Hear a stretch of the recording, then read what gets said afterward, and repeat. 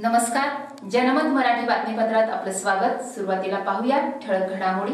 पुणे सोलापूर महामार्गावरील वाखरी येथे छोट्या डंपरने पाठीमागून धडक गेल्याने झालेल्या अपघातात यश नितीन जाधव वय वर्ष 17 या तरुणाचा मृत्यू झाला।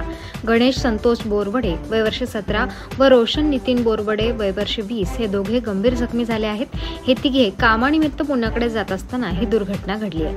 अपघातानंतर डंपर चालक फरार झाला असून केडगाव पोलीस चौकी येथे अज्ञात वाहन चालकाविरुद्ध तक्रार दाखल करण्यात आली आहे।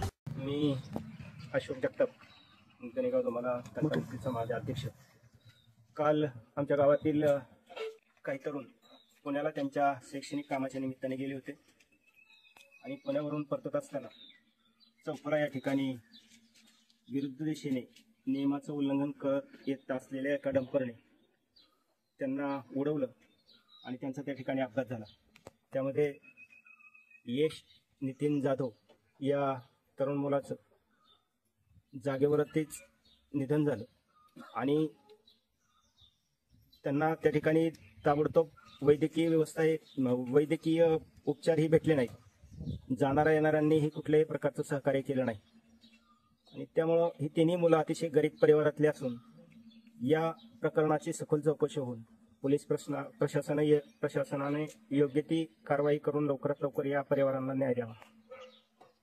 मी सागर दत्तात्रय बोरावडे।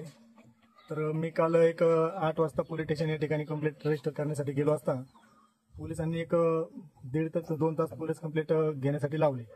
तर त्यांना आम्ही विचारणा केली असता की बाबा तुम्ही लवकरात लवकर सीसीटीव्ही बघून घ्या। तर ते म्हणले की तुम्ही स्वतः पोर लावा आणि बघून घ्या। तर मला असं म्हणायचं पोलीस स्टेशनला पोलीस जमादाराला की बाबा त्यांनी पोलीस स्टेशनची काय तुमचे कर्मचारी असतील त्यांनी तिथं जावं। तर त्या ज्या ठिकाणी आम्ही रजिस्टर पोलीस कंप्लेंट करत होतो त्या ठिकाणी DP शेंडगे साहेब हे पोलीस उपनिरीक्षक त्या ठिकाणी कार्यरत होते। तर त्यांना आम्ही कंप्लेंट रजिस्टर केली असता त्यांना सांगितले की तुम्ही आमच्यासोबत किंवा तुम्ही स्वतः जाऊन ते सीसीटीव्ही रस्त्याचे सीसीटीव्ही बघून त्या वाहनाचा लवकरात लवकर शोध घ्यावा। तर त्यांनी आम्हाला ज्यावेळेस आम्ही त्यांना सांगितले असता तर ते म्हणले तुम्ही स्वतःच सीसीटीव्ही चेक करा आणि नंतर आम्ही आमच्या पद्धतीने बघू। तर आम्ही तिथं गेलो असतो तर त्यांनी परत हे एक तर सीसीटीव्ही चेक करायचं काम हे पोलीस डिपार्टमेंटचं आहे। आम्हाला तर काही खासगी माणसांना तर कोण सीसीटीव्ही चेक करू देणार नाही। तर पोलीस स्टेशनने जेव्हा स्वतः जबाबदारी घेऊन ते सीसीटीव्ही चेक करावे। नितीन मोहन जाधव।